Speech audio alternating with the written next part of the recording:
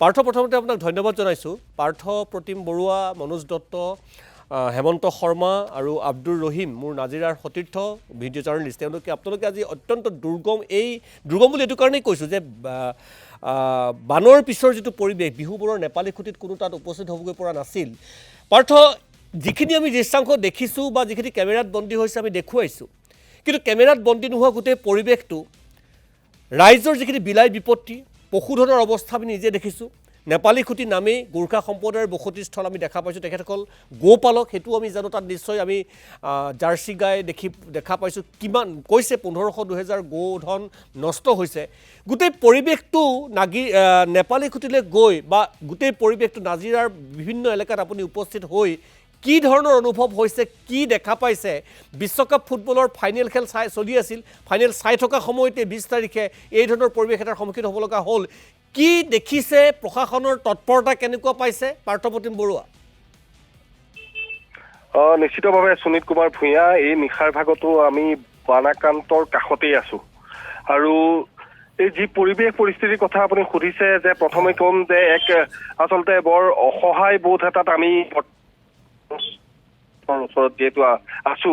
নিশ্চিতভাৱে আপুনি কিছু সময় পূৰ্বে দিনৰ ভাগতো আমাৰ লগত যোগাযোগত আছে। আপুনিও বিভিন্ন ধৰণে দিহা পৰামৰ্শ আমাক দি আছে। কিন্তু আমি দেখিছো যে আপুনিও দেখিছে যে এজনী জাৰ্চি গৰু আমি উদ্ধাৰ কৰিব নোৱাৰিলো আজিৰ দিনটোত।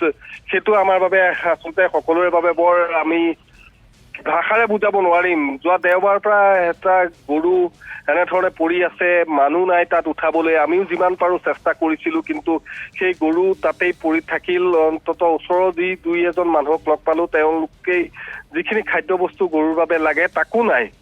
যি যেনেকৈ পাইছে তেনেকৈ গোটাই পেলাই আমি গৰুটোৰ সন্মুখত দি থৈ আহিছো। প্ৰথম কথা হ'ল যে সেয়া এক অসহায় বোধত, আমি এক যন্ত্ৰণাত বোধত বৰ্তমান মুহূৰ্ততো আছো। আৰু তাৰ লগে লগে এই অঞ্চলটো জানে, আপোনালোকে সকলোৱে জানে চৰাইদেউ নাজিৰা কেনেধৰণৰ ইয়াৰ মানুহখিনি, বা কেনেধৰণে মানুহখিনি আনক সহায় কৰি ভাল পায়, কেনেধৰণে তেওঁলোকে নিজেই নিজৰ জীৱিকা সুন্দৰভাৱে চলাই লৈ যায়, কাৰো হাতত হাত নপতাকে।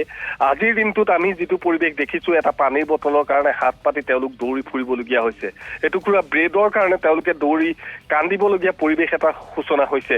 ছাত্ৰ ছাত্ৰীয়ে ইয়াত খাবলৈ পোৱা নাই।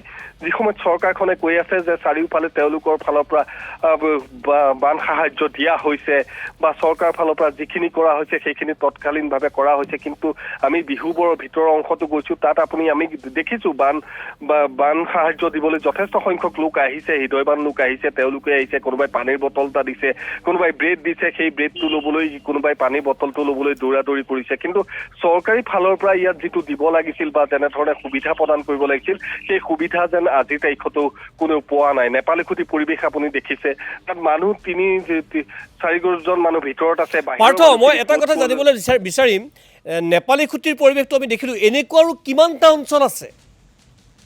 চাওক সুনীত কুমাৰ ভূঞা, যে আমি অন্তত কেমেৰাই যিখিনি দেখিছো বা আমি যিমান দূৰলৈ যাব পাৰিছো সিমান দূৰলৈকেহে আমি বৰ্তমান মুহূৰ্তত আমি দেখুৱাইছো, বা সেই লোকসকলৰ লগত আমি কথা পাতিছো। যিমানখিনি পাৰি আমাৰ ফালৰ পৰা তেওঁলোকক যোগাযোগ কৰাই দিবলৈও চেষ্টা কৰিছো। কিন্তু তেনেকুৱা যথেষ্ট সংখ্যক অঞ্চল আছে সুনীত কুমাৰ ভূঞা, যিসমূহ অঞ্চলত এতিয়াও গৈ প্ৰশাসনৰ লোক পোৱাগৈ নাই, এতিয়াও খাদ্য সামগ্ৰী পোৱা নাই। মই শিমলুগুৰি অঞ্চলতে আছো। শিমলুগুৰি আপুনি নিশ্চিতভাৱে সকলোৱে জানে যে শিমলুগুৰি একে টাউন এলেকা, সেই টাউন এলেকাৰ সমীপতে বৰ্তমান আছো। এই মুহূৰ্ততো বানাক্ৰান্তৰ সৈতে আমি কথা পাতি আছিলো। তেওঁলোকেও কৈছে, চাওক যে আধা কেজি চাউলেৰে আমি কেনেকৈ খাম। দেওবাৰৰ পৰা আজিৰ দিনটোলৈকে ক'ৰবাত কোনোবাই 1 কেজি চাউল পাইছে, কোনোবাই ক'ৰবাত 1 পোৱা দালি পাইছে।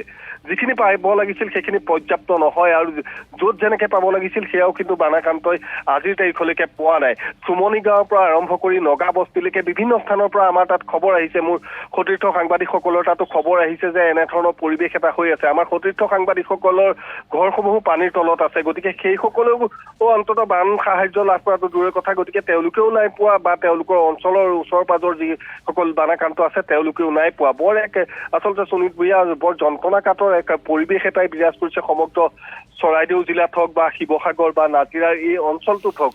ৰাইজে যেনেধৰণে সুবিধা পাব নিশ্চয় পাৰ্থ, মই ধন্যবাদ জনাইছোঁ। এতিয়া পৰৱৰ্তী সময়ত কাইলৈ পৰহিলৈ আপুনি নিজৰ স্বাস্থ্য বা নিজৰ পৰিৱেশটো চাই মোৰ সতীৰ্থ মনোজ দত্তকো আপোনাৰ মাধ্যমেৰে ধন্যবাদ জনাইছোঁ। হেমন্ত শৰ্মা, আব্দুৰ ৰহিম আটাইকেইজনকে ধন্যবাদ জনাইছোঁ।